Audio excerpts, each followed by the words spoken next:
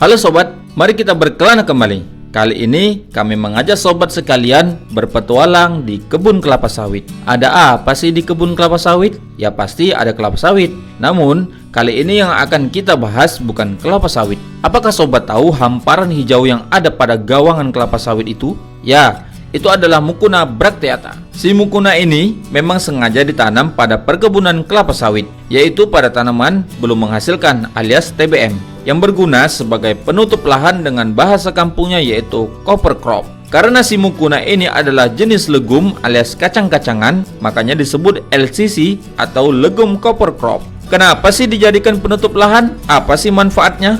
Manfaatnya banyak sekali ya sobat, dari menekan pertumbuhan gulma, mengurangi laju erosi pada lahan yang mudah longsor, sebagai pupuk hijau, penyedia karbon dan nitrogen tanah. Dan Mucuna ini juga bersimbiosis dengan bakteri Rhizobium yang dapat memfiksasi nitrogen, sehingga menyediakan pupuk nitrogen gratis untuk tanaman kelapa sawit. Wah, banyak sekali ya manfaatnya. Kemudian, di mana sih bakteri Rhizobium pada tanaman Mucuna? Bakteri Rhizobium berada pada perakaran Mucuna yang ditandai dengan bintil-bintil pada akarnya. Bakteri tersebut bermanfaat sekali bagi tanaman kelapa sawit dan si Mucuna sendiri. Lihat deh, si Mucuna ini pertumbuhannya sangat cepat sekali dan subur, hidup pada tanah yang tandus. Karena kemampuannya tersebut, si Mucuna ini berpotensi untuk kita jadikan sebagai pupuk. Mari kita membuat pupuk dari daun Mucuna.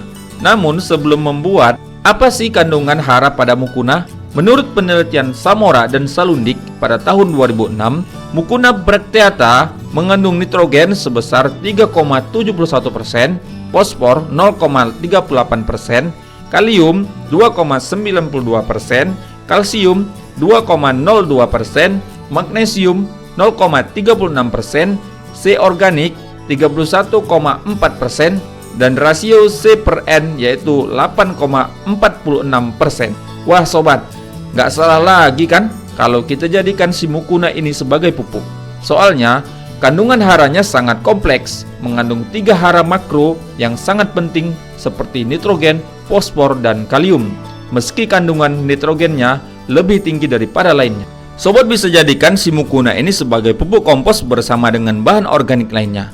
Atau bisa juga jadikan pupuk cair dengan penambahan akar Mucuna untuk mengambil isolat bakteri Rhizobium. Air cucian beras sebagai tambahan hara fosfor, gula sebagai pakan bakteri, dan pupuk organik cair ini atau nitrogen cair bisa kita gunakan pada tanaman sayur-sayuran dengan dosis 200 ml per liter air. Penggunaan pupuk organik dapat memperbaiki sifat fisik, kimia, dan biologi tanah. Kandungan Rhizobium juga sangat berpengaruh terhadap tumbuh kembang tanaman karena bakteri ini tumbuh pada perakaran tanaman. Sebagai informasi tambahan, Mucuna ini berasal dari Kerala, India Selatan. Perbanyakan tanaman ini dapat dilakukan dengan biji dan stek batang. Mucuna yang ditanam pada perkebunan kelapa sawit secara genetik sudah mandul ya sobat, alias tidak bisa berbunga dan berbiji. Jika sobat ingin menanamnya dari biji, harus membeli pada perusahaan yang menjual biji Mucuna. Oleh karena itu, lebih baik kita gunakan stek batang saja ya, lebih mudah dan tentunya gratis. Demikian perkenalan kita tentang si Mucuna ini. Semoga membawa manfaat bagi sobat sekalian. Kritik dan saran sangat kami harapkan dan menjadi penyemangat kami memberikan informasi kepada sobat sekalian. Wassalamualaikum warahmatullahi wabarakatuh. Salam organik.